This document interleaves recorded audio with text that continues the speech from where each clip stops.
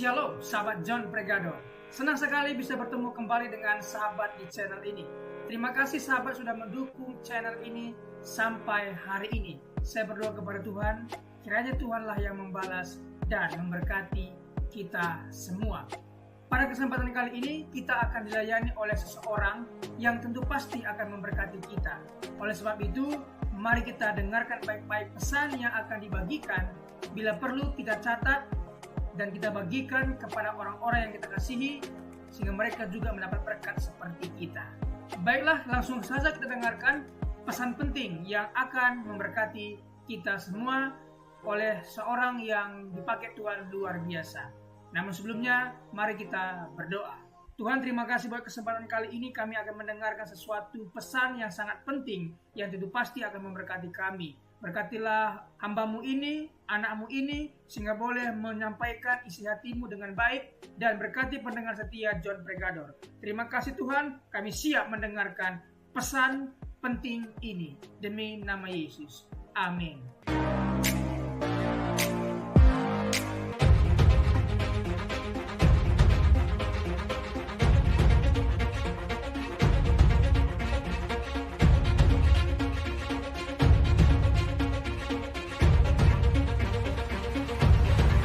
Gini ya, dalam hidup ini kita tidak boleh picik.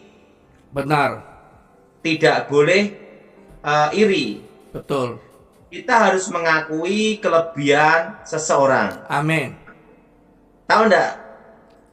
Lawan yang paling hebat adalah lawan yang mau mengakui dan belajar sama lawannya. Ngerti maksudnya, Thomas? Belum jelas, Pak. Bagaimana, Pak? Diperjelas, Pak. Misalnya ya, saya punya lawan, si A. Kita tidak boleh down atau rendah diri. Tapi kita harus belajar kenapa dia bisa hebat. Ya, Nah, betul, kalau kita tahu bagaimana dia hebat, artinya kita ini harus belajar dari lawan kita. Yes. Baru kita bisa mendapatkan cara untuk menghadapinya. Betul, Pak. Jadi gini ya, lawan yang hebat adalah guru yang baik. Itu menurut saya, Thomas. Iya, Pak. Justru kalau kita tidak ada lawan yang hebat, ya monoton gitu-gitu aja. Betul, Pak. Nah, seseorang yang memiliki wawasan yang luas, yaitu harus mengakui kehebatan lawan maupun kawan. Betul. Baru kita bisa menemukan kebijaksanaan. Gitu. Amin. Jadi kita harus belajar dari lawan kita. Untuk supaya kita namanya mengerti dan memahami. Yes. Ya. Nah, jadi gini ya, lawan jangan membuat kita rendah diri, Betul. atau kita minder, atau patah semangat. Yes. Jadi kita harus belajar dari lawan kita. Yes. Kadang lawan itu ilmunya adalah menjadi guru yang terbaik. Amin. Seperti iblis, kita ini juga ada belajar tentang iblis. Ya. Iblis itu tekun sekali menggoda manusia. Betul, Pak. Dan ilmunya hanya 3. Harta, tahta, wanita, atau lawan jenis. Sekarang campur, sejenis. Kan hanya itu doang. Tapi dia tekun. Tekun, Pak. Nah, jadi gini ya. Lawan kadang adalah guru yang terbaik. Yes. Itu pendapat saya ya. Ya. Tapi pendapat, semua orang kan punya pendapat masing-masing. Iya, Pak. Kadang itu lawan itu adalah guru yang baik. Guru yang baik. Nah, Siap. dan kita mau tidak mau harus belajar karena untuk bertahan. Gitu. Yes. Nah, jadi makanya saya senang sekali dalam hidup ini kita harus belajar mengakui kelebihan orang lain. Seperti Ibu Indri Gautama itu ya, Dahsyat tuh, Pak. Itu juga ada karunia nubuatan, penginjilan. Nah, itu kita harus menghargai. Betul. Jadi tidak boleh kita ini karena tidak bisa seperti dia, misal kita Menghakimi. nyerang sana, nyerang sini, itu salah. Kita harus mengakui kelebihan seseorang. Yes. Nah, kayak Ibu Indri Gautama itu kan urapannya luar biasa itu. Nah, terusan Ibu Iin Cipto, Yes. itu dipakai Tuhan luar biasa. Peperangannya Jadi, mantap. belajarlah semua menghargai lah. Amin. Nah, kayak pendeta Stephen Tong, itu dipakai Tuhan dengan cara sendiri. Yes. Dia dipakai Tuhan dengan hikmat marifat. Nah, saya tidak bisa seperti dia, tapi dia tidak bisa seperti saya. Daud. Jadi kita ini harus menerima kenyataan hidup kita. Amin. Jadi kalau kita ini mau terima kenyataan hidup kita, pasti kita tidak akan serang sana serang sini. Serang sini. Nah, orang suka menyerang karena dia tidak mau mengakui keberadaan kelebihan orang tersebut. Orang yang iri sama seseorang, pasti yang diiri ini itu adalah orang yang punya kelebihan. Yes. Makanya iri gitu loh. Nah, betul? Betul, Pak. Lah, kan jarang toh tukang ojek diiriin, jarang. Rata-rata yang diiriin itu orang terkenal. Betul? Betul, Pak. Betul? Betul, Pak. Jarang. Jadi dalam hidup ini janganlah kita ini iri hati. Betul. Janganlah kita membanding-bandingkan. Betul. Karena apa? Ya kita terima kenyataan hidup kita ini, talenta kita apa? Itu yang dikembangkan. Kan saya lihat banyak hal ya. Waktu saya pelayanan ya, itu saya kan pernah dengar Ibu Iin Cipto khotbah. Bagus. Khotbahnya bagus. Keras. Ada karunia nubuatan, penglihatan, oke, bagus. Nah, ada juga Bapak Petrus Hadi. Ya. Nah, itu hebat juga dipakai Tuhan. Yes. Nah, jadi kita nih harus mengakui kehebatan orang gitu. Betul. Nah, dan itu siapa tuh Petrus Hadi, ada juga sebenarnya gini, Thomas. Iya, Pak. Yang lebih hebat dari saya itu banyak. Saya itu kan baru belajar. Yang lebih hebat dari saya itu banyak. Nah, yang penting itu hati kita melekat sama Tuhan, melayani Tuhan. Amin. Walaupun kita tidak sehebat mereka, tapi kita fokus satu tujuan untuk Tuhan. Itu aja. Amin. Orang ngomong apa, tekek atau tokek, kadang berubah jadi kodok, terserah. Penting hidup kita tertuju, terarah pada Tuhan. Terima kasih sahabat sudah mendengarkan penjelasan dari hambanya Evangelis Daud Tony tentang mengapa penting menghargai kelebihan seseorang. Selanjutnya kita akan membahas 7 cara menghargai kelebihan seseorang. Menghargai kelebihan orang lain adalah cara untuk menghormati anugerah yang Tuhan berikan kepada mereka. Apa saja cara kita dapat melakukannya? Mengapa menghargai kelebihan orang lain penting? 1. Pentingnya rasa hormat. Menghargai kelebihan orang lain mendorong rasa hormat dan penghargaan antar sesama manusia. Setiap kita diberikan kelebihan masing-masing. Akan tetapi kita juga harus menghormati kelebihan orang lain. 2. Mendorong kerjasama.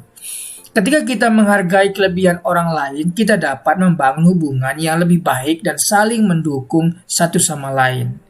Jadi, kita harus saling mendorong. Kita lihat nanti ada perdebatan antara capres untuk tahun 2024 ini. Akan tetapi setelah itu harus saling menghormati, saling mendorong dan kerjasama. 3. Memperluas perspektif. Dengan menghargai kelebihan orang lain, kita bisa belajar dari mereka dan melihat dunia dari sudut pandang yang berbeda. Tentunya kita punya pandangan-pandangan yang berbeda, akan tetapi kita melihat dan tujuannya adalah kebaikan. Kelebihan orang lain merupakan anugerah dari Tuhan, karunia-karunia unik. Tuhan memberikan kelebihan yang unik pada setiap orang. Melihat dan menghargai karunia ini adalah cara kita untuk menghormati Tuhan. Bentuk kasih sayang Sang Pencipta.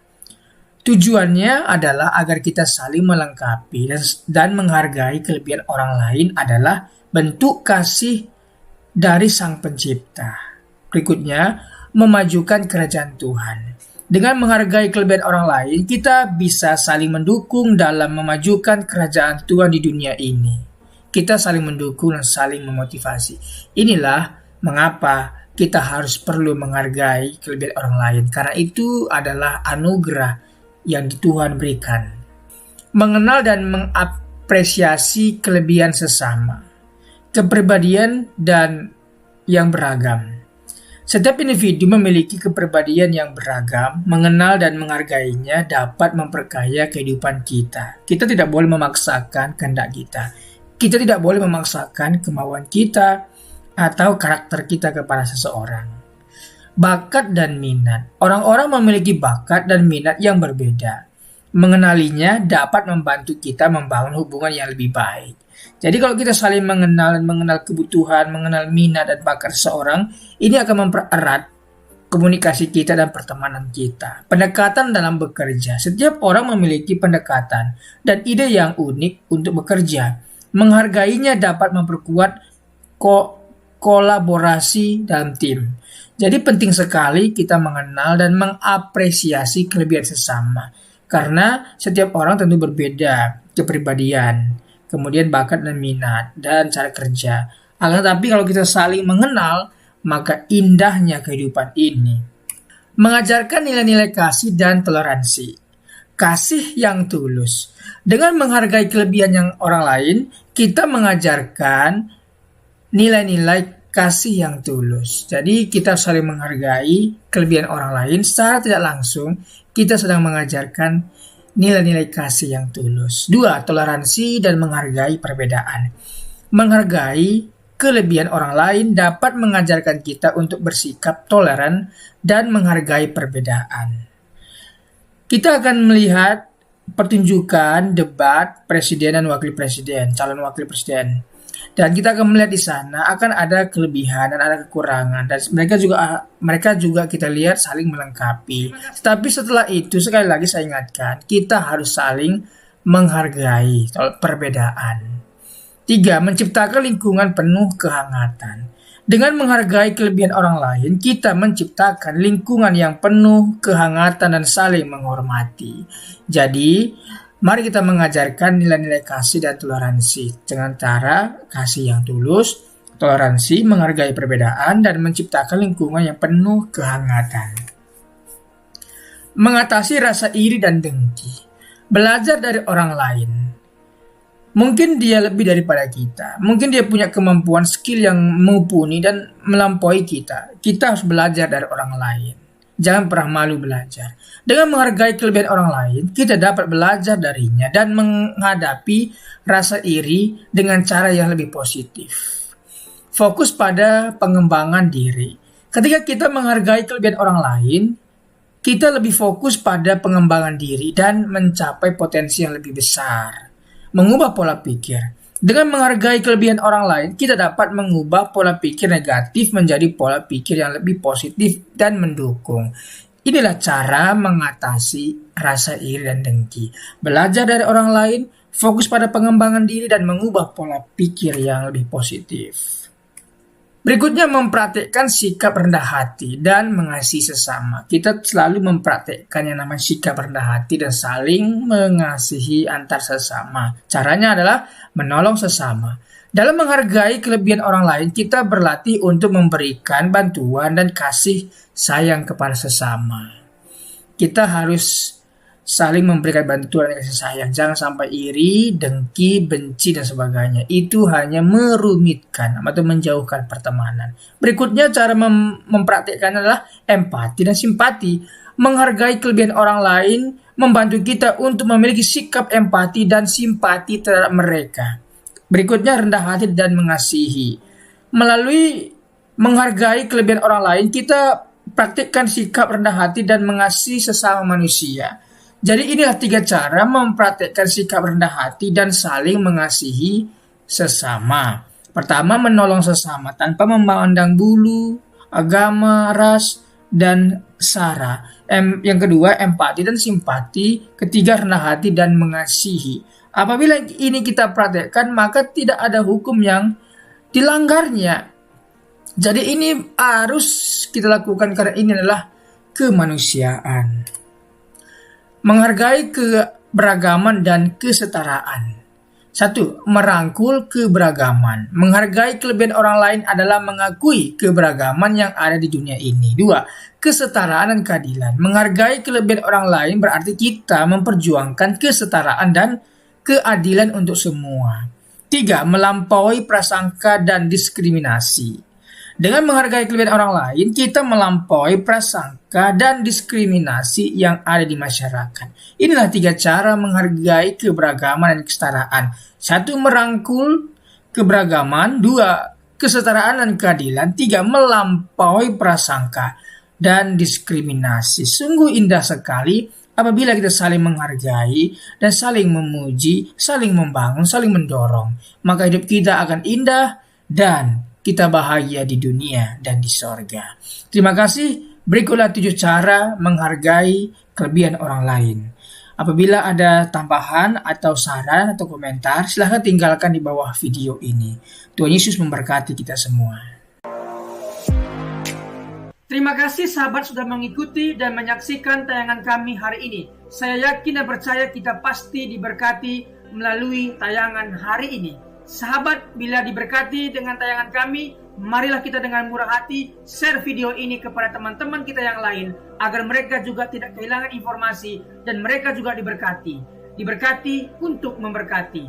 Sahabat John Pregador, banyak sekali pelajaran yang kita bisa ambil dari sesi hari ini. Catatlah baik-baik poin-poin yang telah disampaikan, simpan dalam hati, dan diaplikasikan dalam kehidupan sehari-hari. Saya yakin dan percaya itu bisa menjadi pelajaran dan rema buat kita, sekaligus membuat kita bijaksana dan bertanggung jawab dalam menjalani kehidupan ini. Sahabat John Pregador, apapun yang terjadi dalam kehidupan ini, tetaplah percaya kepada Tuhan, bersandar kepada Tuhan, pegang firman Tuhan. Karena firman Tuhan adalah pedoman hidup kita yang menuntun kita kepada jalan yang benar, yang membawa kita kepada keselamatan yang kekal. Jadi sahabat, mari kita mempergunakan waktu ini sebaik-baiknya. Selama hidup, selama masih diberikan kesempatan untuk berkarya, mari kita beri yang terbaik kepada Tuhan. Sahabat, apabila engkau dalam kesusahan, ingatlah firman ini. Marilah kepadaku semua yang letih lesu dan berbeban berat, aku akan memberikan kelegaan kepadamu. Pikulah kuk yang kupasang dan belajarlah kepadaku, karena aku lemah lembut dan rendah hati, dan jiwamu akan mendapatkan ketenangan. Diberkati orang yang mengandalkan Tuhan, yang menaruh harapannya kepada Tuhan.